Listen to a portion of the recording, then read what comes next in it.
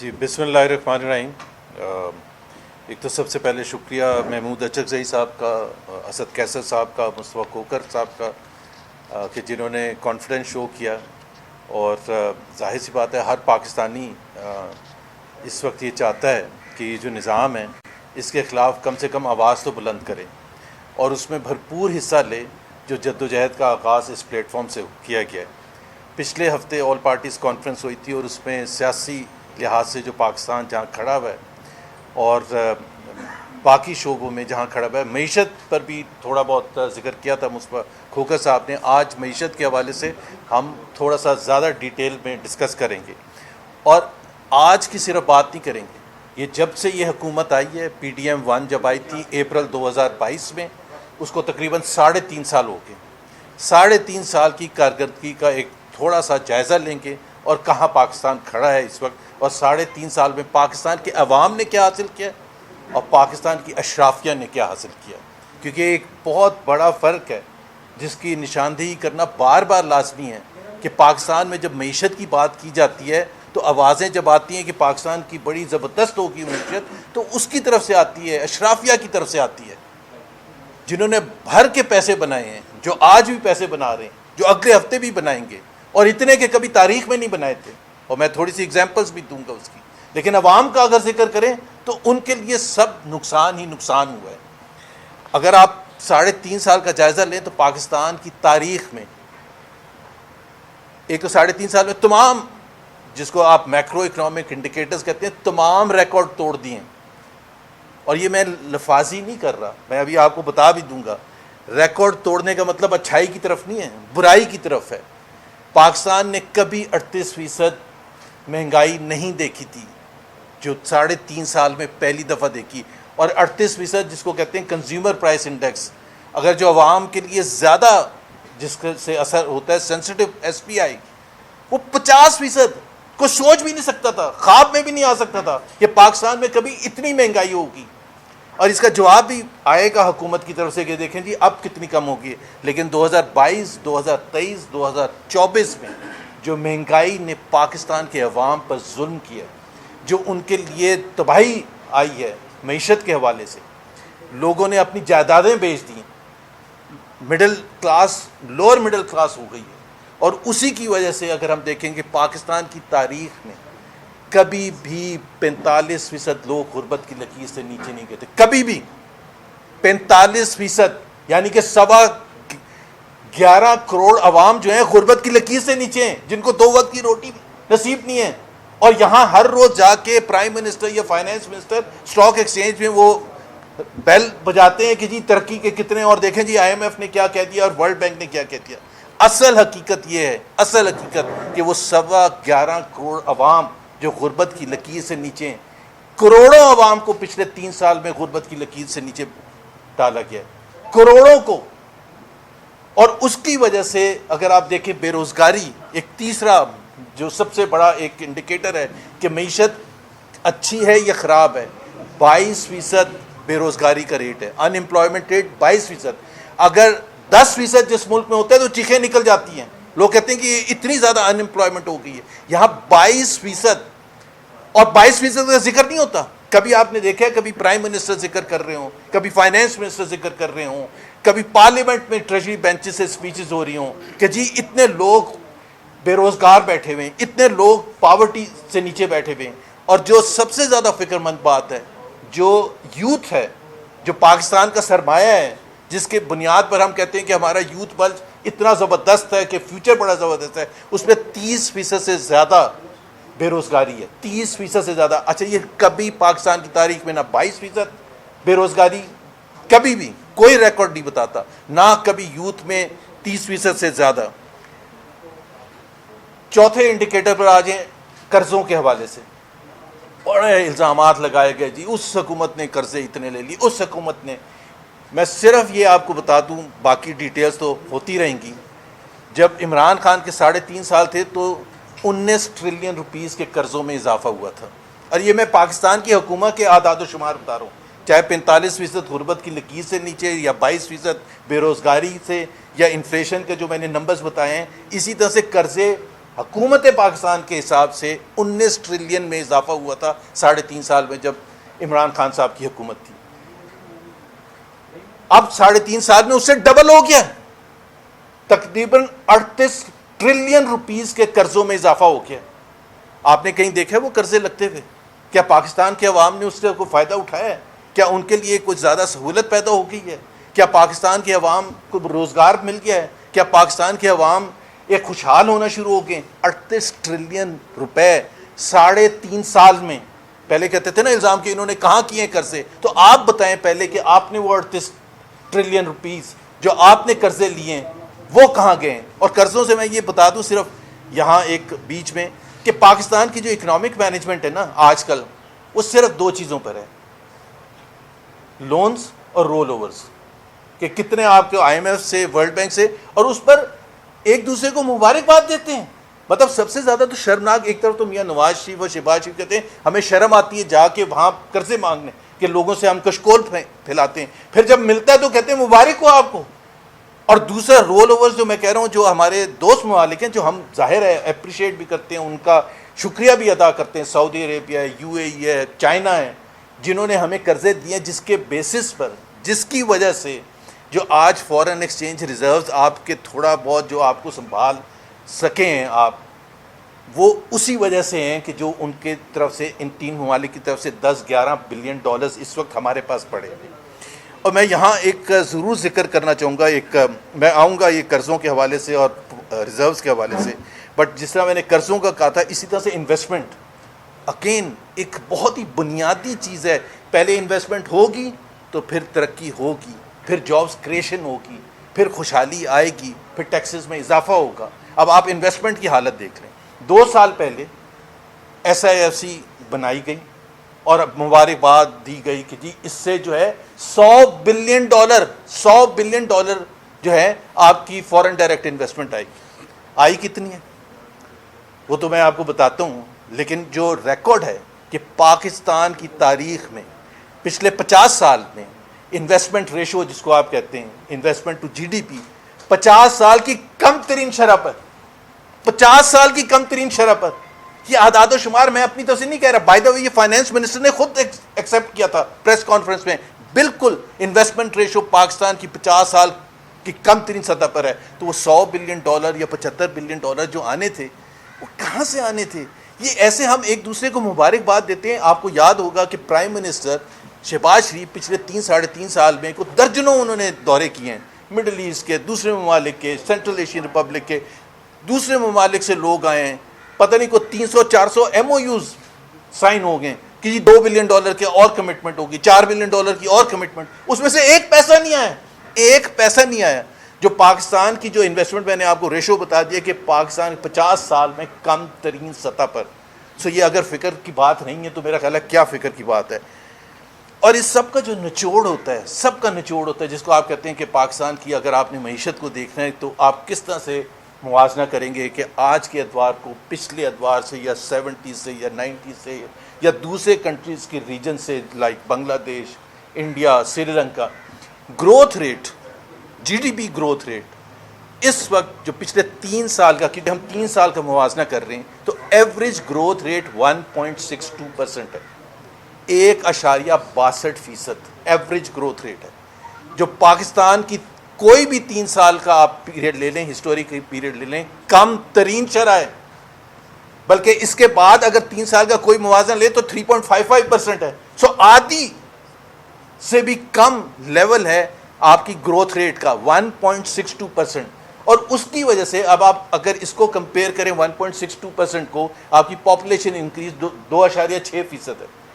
تو اگر 2.6% تو پاپولیشن میں اضافہ ہو رہا ہے اور گروتھ آپ کی 1.6% ہے, تو ظاہر سی بات ہے ان امپلائمنٹ ہوگی, ظاہر سی بات ہے کہ لوگ غربت کی لکیر سے نیچے جائیں گے, ظاہر سی بات ہے ان امپلائمنٹ ہوگی, ظاہر سی بات ہے کہ مہنگائی ہوگی. اور مہنگائی پر میں ایک کمنٹ کر دوں کہ بہت سے حکومتی عہدیدار اس کا جواب دیں گے کہ اب تو ہم لیں, آپ نے ڈپریس کرتی ہے, آپ نے ڈیمانڈ ڈپریس کرتی ہے, لوگوں کے پاس پیسہ ہی نہیں ہے خرید. تو اس سے آپ ایک اور اشاریے کی طرف آتے ہیں, قوت خرید, کہ پاکستان کے عوام کی قوت خرید کے ساتھ ہوا کیا پچھلے 3 سال میں. ایک نیا ریکارڈ 60% کے قریب قوت خرید میں کمی آئی ہے اپریل 2022 سے لے کے آج تک. اور پھر میں آپ کو ذکر کر دوں, یہ میرے اعداد و شمار نہیں ہیں, یہ حکومت پاکستان کے اعداد و شمار ہیں. 60%. اگر اس کی ایک دوسری چھوٹی سی سادہ مثال یہ ہے کہ جس کی تنخواہ 50,000 روپے تھی اپریل 2022 میں, اس کی قوت خرید آج 20,800 روپے. اب آپ ذرا ڈفرنس دیکھیں کہ اس کو آپ نے اگر وہ بھی 50,000 کما رہا ہے, کیونکہ بہت سے تو وہ 50,000 کمانے والے ان امپلائڈ ہو چکے ہیں, لیکن اگر کوئی بچہ ہے تو اس کی آپ حالت دیکھ لیں کہ وہ 20,800 کے برابر ہے آج کا جو اس وقت کا 50,000 روپے تھا. تو آپ نے جس کو پرچیزنگ پاور کہتے ہیں یا قوت خرید کہتے ہیں, اس میں آپ نے جو تباہی کی ہے. اور ایک جو بہت ہی لازمی جز ہے جس پر سب سے کم بات ہوتی ہے, حکومتی نمائندہ تو کبھی نہیں کوئی کرتا, اور یہ افسوسناک بات ہے کہ جس کو آپ کہتے ہیں ہیومن ڈیولپمنٹ انڈیکس, جس سے خوشحالی پتہ چلتی ہے, عوام کی جو خوشحالی ہے یا ویلفیئر اس سے پتہ چلتی ہے, جس میں تعلیم, صحت, صاف پینے کا پانی اور دوسرے جو بیسک چیزیں ہیں یا علاج. اب پاکستان کا اگر آپ ایچ ٹی آئی دیکھیں, ہیومن ڈیولپمنٹ انڈیکس, پچھلے 3 سال میں بتدریج خراب سے خراب ہوتا چلا گیا. آج اس کی جو پوزیشن ہے 168 ان دا ورلڈ. ابھی شرمناک بات ہے, کیونکہ وہ اس کا تعلق عوام سے ہے. اس پر کوئی اشرافیہ نہیں بولے گا, اس پر کوئی نہیں بات کرے گا کہ جی اسٹاک ایکسچینج انڈیکس کہاں پہنچ گیا, اس پر کوئی بات نہیں کرے گا. 168, 2,70,00,000 بچے پاکستان کے اسکول نہیں جا سکتے. پاکستان میں 40% الٹریسی ہے, 60% یعنی کہ لٹریسی ریٹ ہے. جتنے ممالک آپ اٹھا کے دیکھ لیں جن سے ہم مقابلہ کرتے تھے, وہ کہاں پہنچ گئے. ملائیشیا کو دیکھ لیں, انڈونیشیا کو دیکھ لیں, سری لنکا کو دیکھ لیں, انڈیا کو دیکھ لیں, بنگلہ دیش کو دیکھ لیں. 90s میں لٹریسی ریٹ پہنچ گیا, 96, 97. اور اس کی وجہ سے خوشحالی آئی ہے. پر کیپٹا انکم ان کا دیکھ لیں کہ کہاں سے کہاں پہنچ گیا. ہم صرف اس میں خوش ہوتے ہیں جیو پالیٹک میں کہ جی ہمیں وائٹ ہاؤس میں بلا لیا تو ہم سمجھتے ہیں یہ حل ہے پاکستان کی معیشت کو ٹھیک کرنے کا. اگر یہ حل ہوتا تو 60 میں ایوب خان کو بھی بڑا ریڈ کارپٹ ٹریٹمنٹ دیا تھا, 80s میں بھی بڑا ریڈ کارپٹ ٹریٹمنٹ دیا تھا, مشرف صاحب کو بھی بٹ صاحب بلاتے تھے بار بار, اور بڑا سب. آپ جب تک ان چیزوں کو فکس نہیں کریں گے انٹرنلی, اپنا ٹیکس سسٹم, اپنا ایجوکیشن سسٹم, اپنا ہیلتھ سسٹم, ہیلتھ کی حالت یہ ہے کہ 40% بچے سٹنٹڈ ہیں, گروتھ نہیں ہے نارمل. اس کا مطلب ہے اب ایک طرف 40% بچے گروتھ نہیں ہے نارمل, دوسری طرف سے 2,70,00,000 بچے اسکول نہیں جا رہے, اور جو اسکول جا رہے ہیں پبلک اسکول, اس کی تعلیم ہمیں پتہ ہے. آپ جا کے سندھ میں اور بلوچستان میں دیکھ لیں کہ اس کے پاس پڑھانے کی فیسلٹیز تک نہیں ہیں, کلاس رومز تک نہیں ہیں, ٹوائلٹس تک نہیں ہیں. اب اس میں آپ کہہ رہے ہیں کہ پاکستان کا فیوچر بڑا زبردست ہے. میرا خیال ہے پاکستان کے عوام کو سچ بتانا چاہیے کہ پاکستان کا فیوچر بچوں کی تعلیم سے منسلک ہے, جیسے ہم اپنے گھر میں کرتے ہیں, جیسے ہم اپنے گھر کے بچوں کو کرتے ہیں. تو وہ جو بیٹھا ہے جو اسکول نہیں جا رہا ہے وہ بھی ہمارا بچہ ہے. اگر ہم اس کے لیے فکر مند نہیں, ہم تو ذکر ہی نہیں کرتے ہیں تعلیم کا, کبھی ذکر کرتے ہیں. پاکستان کی اس وقت بھی باوجود اس کے کہ ہم سب سے پیچھے ہیں, اس وقت بھی جو بجٹ پاس ہوا ہے, پاکستان کا جو education to G D P percentage ہے وہ ابھی بھی ریجن میں سب سے کم ہے. یہ آپ خود بتائیں. اور یہ جو میں ہیومن ڈیولپمنٹ انڈیکیٹر کی بات کروں, ایشیا میں صرف ایک ملک ہمارے سے پیچھے ہے, وہ افغانستان ہے, اور یہ کوئی فخر کی بات نہیں ہے. اور جو دوسرے ممالک جو ہمارے ساتھ ہیں 20 ممالک, وہ سب سہارن افریقہ کے ہیں. ہم کسی کے ساتھ نہیں کمپیٹ کر رہے, ہم کہیں بھی نہیں آگے گئے, ہم بتدریج پیچھے چلتے جا رہے ہیں. اس کے علاوہ آپ نے پبلک سیکٹر انٹرپرائزز کا دیکھ لیا, تقریباً 1 ٹریلین روپے بول کے ہم سن کے وزیر اعظم صاحب کو تھک گئے کہ جی ہم یہ کر رہے ہیں, ہم یہ کر رہے ہیں, ہم سرکولر ڈیٹ کا یہ کر رہے ہیں.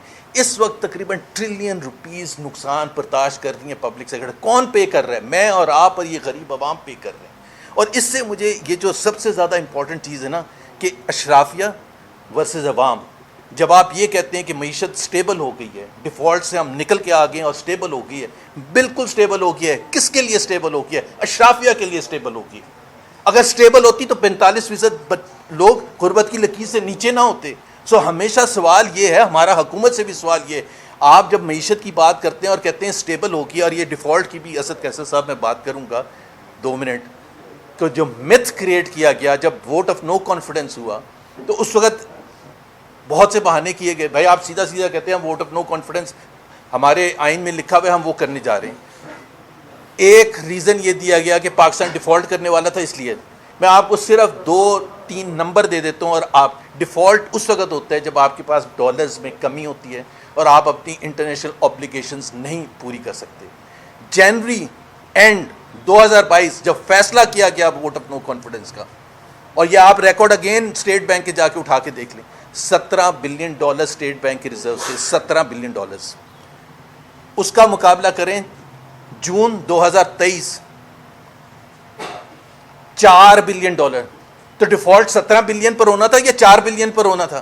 4 بلین جب رہ گئے تھے تو آپ کو یاد ہوگا کہ وزیر اعظم وہاں پیرس میں ایم ڈی کے پاس IMF کیونکہ اسحاق ڈار صاحب نے تو بھگا دیا تھا, اور فورن ایکسچینج ریزروز کم کم کم ہوتے چلے گئے. اور یہ بھی ایک مت ہے, یہ بھی میں آپ کو بتا دوں کہ جی ہم ڈیفالٹ کر جاتے. جب مفتاح اسماعیل فائنانس منسٹر تھے اگست اینڈ 2022 میں IMF was on board with Pakistan. So IMF جب بورڈ پر آ گیا تھا, قرضہ جاری کر دیا, قسط جاری کر دی, تو پھر کس چیز کا تھا؟ مارچ کے مڈل میں 2 ہفتے پہلے ووٹ آف نو کانفیڈنس کے foreign exchange reserve state bank کے پاس $15 بلین تھے. آپ خود بتائیں کہ $15 بلین پر کوئی خطرہ تھا یا $4 بلین پر خطرہ ہوگا؟ اور سٹوری یہ بنا دی گئی کہ ہم ریاست کو بچانے کے لیے ہم نے اپنی سیاست ختم کر دی. بھائی آپ نے کوئی ریاست کو بچانے کے لیے نہیں کی تھی, آپ نے پاور لینے کے لیے کی تھی, اپنے قرض سے. میں ایک لاسٹ میں اسکیمز کی بات کر لوں کیونکہ یہ بڑا امپورٹنٹ ہے. بہت سے اسکیمز ہوئے ہیں پچھلے 3.5 سال میں. 2 جو سب سے زیادہ, یہ ایک تو مت تھی نا, اس کو ٹھیک کرنے کی ضرورت تھی جو میں نے کیا ہے, باقی سوال آپ بے شک کرتے رہیے گا. ایک تو ابھی ہم نے دیکھا چینی کا اسکینڈل. اب مسئلہ یہ ہے کہ اسکیم ہوتا کیا ہے؟ اس اسکیم یہ ہوتا ہے کہ جو حکومت میں بیٹھے ہیں, جو اشرافیہ ہے, وہی فیصلہ سازی کر رہی ہے. ابھی آڈیٹر جنرل نے 10 دن پہلے نیشنل اسمبلی کی کمیٹی میں یہ کہا کہ $300 بلین شوگر اونرز کی جیبوں میں گیا ہے اس پرائس انکریزز کی وجہ سے. پہلے ماشاءاللہ کافی کماتے ہیں, یہ اس کے اوپر ہے. 300 بلین کس کی جیبوں سے گیا؟ غریب عوام کی جیب سے گیا. وزیر اعظم نے جب سب ہو گیا لوٹ لیا, عوام کو تباہ کر دیا, تو انہوں نے کہا کہ جی میں شوگر مافیا کو کنفرنٹ کروں گا. تو پہلے تو آپ اپنے صاحبزادہ جو ہیں وہ بھی تو شوگر مافیا کا حصہ ہیں, ان کو تو کنفرنٹ کریں نا, ان کے تو آڈٹ کروائیں نا, ان سب کا آڈٹ کروائیں جو فیصلہ سازی میں شامل ہیں. فیصلے بھی آپ کر رہے ہیں ایکسپورٹ کے اور فیصلے بھی آپ کر رہے ہیں امپورٹ کے. صرف ایکسپورٹ اور امپورٹ کا جو ڈفرنس ہے, سیم کوانٹٹی 84 بلین تو بیچ میں سے غائب ہو گیا. 198 بلین 114 بلین آپ نے ایکسپورٹ میں کمائے, 114 بلین اسی کوانٹٹی پر, اور اسی کوانٹٹی کو منگوانے میں 198 بلین. 84 بلین کا کس کی جیبوں سے کیا؟ عوام کی جیبوں سے کیا. اب اسی طرح سے ایک ویٹ سکینڈل آیا تھا. اب ویٹ سکینڈل میں بھی 300 بلین کی ہیرا پھیری ہوئی, 300 بلین کی. لیکن ابھی اس کی رپورٹ آ گئی آڈیٹر جنرل کی, کوئی ایکشن ہوا؟ کوئی ایکشن نہیں ہوا. کیا بتایا گیا؟ پہلے تو یہ جھگڑا ہو رہا ہے کہ وہ PDM 1 کی گورنمنٹ نے فیصلے کیے تھے یا کیئر ٹیکر گورنمنٹ نے کیے تھے, یا جو PDM 2 کی گورنمنٹ آئے تھے انہوں نے فیصلے کیے تھے. اب عوام بیٹھ کے یہ انتظار کر رہی ہے کہ وہ آپس میں اس چیز پر لڑ رہے ہیں. یہ نہیں کوئی ڈینائی کر رہا کہ عوام کو 300 بلین روپے کا تھوک لگایا, یہ کوئی بھی نہیں بات کر رہا, یہ کوئی بھی نہیں ڈینائی کر رہا. لیکن ڈینائی کیا کر رہے ہیں کہ وہ کاکڑ صاحب کہتے ہیں کہ جی ہماری حکومت میں تو یہ والا فیصلہ نہیں, یہ والا ہوا تھا. PDM کی جو جانے والی حکومت تھی وہ کہتے ہیں کہ یہ نہیں, یہ ہم نے نہیں کیا تھا, یہ تو کیئر ٹیکر نے کیا تھا. اور اس کے بعد جو نئی حکومت آتی ہے انہوں نے کہا جی ہم نے تو کوئی فیصلہ ہی نہیں. حالانکہ تینوں کے تینوں رسپانسبل تھے. اور میرے نزدیک کیئر ٹیکر تھی یا PDM 1 تھی یا PDM 2, it is a continuation of the same setup جو اپریل 2022 میں شروع ہوا تھا. سو یہ چھوٹی چھوٹی چیزیں تھیں. باقی آپ کو پتہ ہے معیشت کا حالت. ایگریکلچر سیکٹر لے لیں, 5 مین کراپس لاس میں, 5 مین کراپس پاکستان کی لاس میں. ہمیں بتایا گیا کہ ہم پتہ نہیں ایگریکلچر ریولوشن لے کے آئیں گے. انڈسٹری کی آپ نے حالت دیکھی, پورا سال 2 سال گزر کے نیگیٹو لارج اسکیل مینوفیکچرنگ چل. ابھی آپ کون سا شعبہ ہے جس کو آپ نے ٹھیک کیا؟ کیا آپ نے پروڈکٹیوٹی امپروو کر دی ہے؟ کیا آپ نے ویجز امپروو کر دی ہیں جو عام مزدور ہیں ان کے لیے؟ کوئی ایک چیز آپ بتا دیں. قوت خرید, مہنگائی, بے روزگاری, پاورٹی, گروتھ, کوئی بھی. یہ تو میں نے چھوٹا سا آپ کو ایک نقشہ پیش کیا ہے, اس کی آپ ڈیٹیلز میں جا سکتے ہیں. لیکن فرام اسکیمز, کرپشن, اور اس کی جو سب سے بڑی وجہ ہے, سب سے بڑی وجہ جو محمود اچکزئی صاحب نے بھی بات کی تھی, اسد کیسر صاحب نے بھی بات کی تھی, معیشت. جب تک پولیٹیکل اسٹیبلٹی نہیں ہوتی معیشت نہیں ہوتی. کوئی انویسٹمنٹ کرنے نہیں آئے گا ایسے ملک میں جہاں پولیٹیکل انسٹیبلٹی اس حد تک ہو, جہاں اس قسم کی جوڈیشری بیٹھی ہو جو کہ بالکل فیصلے جو بتائے جاتے ہیں وہ امپلیمنٹ کرتی ہے. انویسٹر کو کانفیڈنس چاہیے کہ کیا جوڈیشری ہمارے حق میں فیصلہ کرے گا یا نہیں کرے گا. آپ کو ساری کی ساری یہ چیزیں ٹھیک کرنی پڑیں گی, بٹ سب سے زیادہ امپورٹنٹ یہ ہے کہ پولیٹیکل اسٹیبلٹی ہے. اور پولیٹیکل اسٹیبلٹی کا ایک ہی طریقہ ہے کہ آپ free, fair and transparent election کرائیں اور ان کو پارلیمنٹ میں آنے دیں جو کہ عوام کے ووٹ سے آئیں, نہ کہ وہ جو فارم 47 کے تھرو آئے تھے جس کو کوئی بھی نہیں مانتا. Thank you very much. جی ایک ذرا سوال ان کا آپ نے کہا کہ 3.5 سال میں کر دیا, پر ایک سوال تھوڑا سا یہ بتا دیں کہ جب عمران خان کو حکومت ملی تھی فارن ریزرو کتنے تھے, جب گئی تو فارن ریزرو کتنے تھے؟ اور اچھا میں وہ جلدی سے جواب دیتا ہوں کیونکہ علامہ صاحب نے بات کی.